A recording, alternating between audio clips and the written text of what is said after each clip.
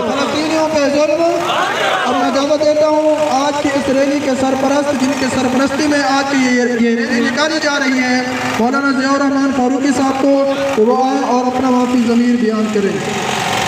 بسم اللہ الرحمن الرحیم. سب سے پہلے آپ عوام سے مخاطب اور گزارش کروں گا.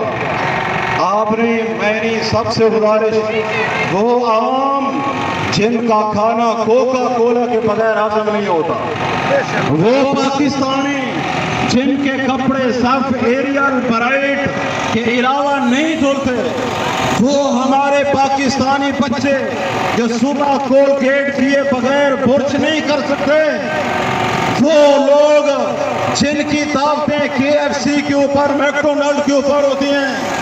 میں گزارش کروں گا کہاں گئی ہماری حیرت اور کہاں گیا ہمارا ضمیر، کہاں گیا ہمارا ایمان، کہاں گیا ہمارا اسلام. میں وقت کے حکمران ان سے گزارش کروں گا کہ یہ حکومت آنی جانی ہے. کل تم جیل میں تھے، آج کوئی اور جیل میں ہے. جس خدا نے طاقت آپ کو دی آپ آ گئے. آپ کا حق بنتا ہے کہ فلسطین کے حق کے لیے کھڑے ہو جاؤ. آپ سب تائید کرتے ہیں اس کی. میں گزارش کروں گا اپنے سابقہ وزیر اعظم عمران خان سے اور ان کے جو فالوورز ہیں. عمران خان صاحب آپ جیل کے اندر ہیں، جیل میں بیٹھ کر آپ IMF کو خط لکھ سکتے ہیں پاکستان کے لیے. اگر لکھ سکتے ہیں تو فلسطین کے لیے اقوام متحدہ کو بھی خط لکھ سکتے ہیں. اور میں مر جانے کا مقام ہے، مر مٹنے کا.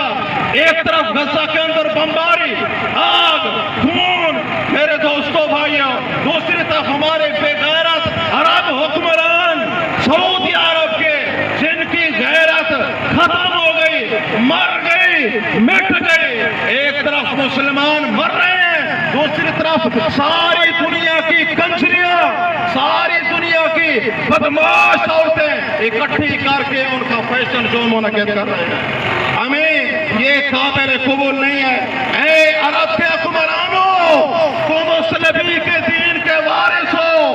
ہمارے نبی عرب سے اٹھے اور اسی عرب کی دھرتی سے پوری دنیا میں پیغام پہنچا.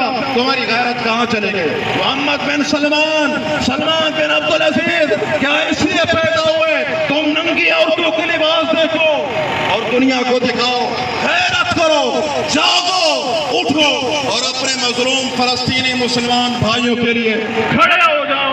اور انشاءاللہ ہم یہ یہودیوں کو ایک پیغام دینا چاہتا ہوں. یہودیوں کو ایک وقت آئے گا اینڈ مسلمانوں کا ہوگا.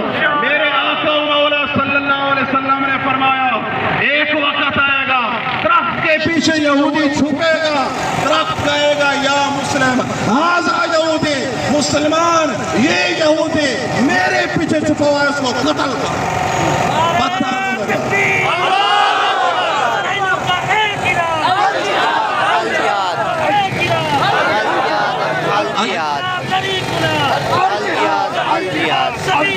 اللہ انشاءاللہ فلسطین کو آزادی دیں گے. امام مہدی کا ظہور ہونے والا ہے.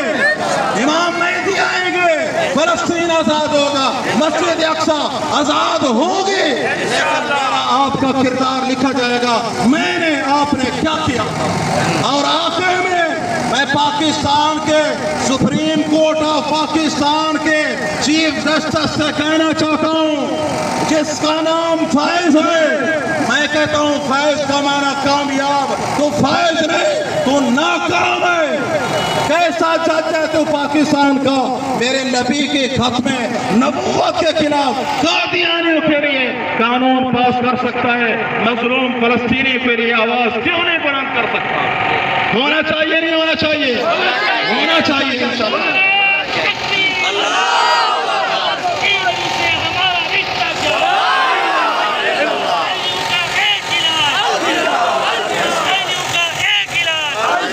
اور میں یہ کہتا چلوں سپریم کورٹ کا یہ فیصلہ جو ہمارے جج نے قادیانیت نوازی کی، نامنظور. اپنے نبی کے کی ختم نبوت پر آنچ نہیں آنے دیں گے. ہم انشاءاللہ اپنے آپ کو ہٹوا دیں گے.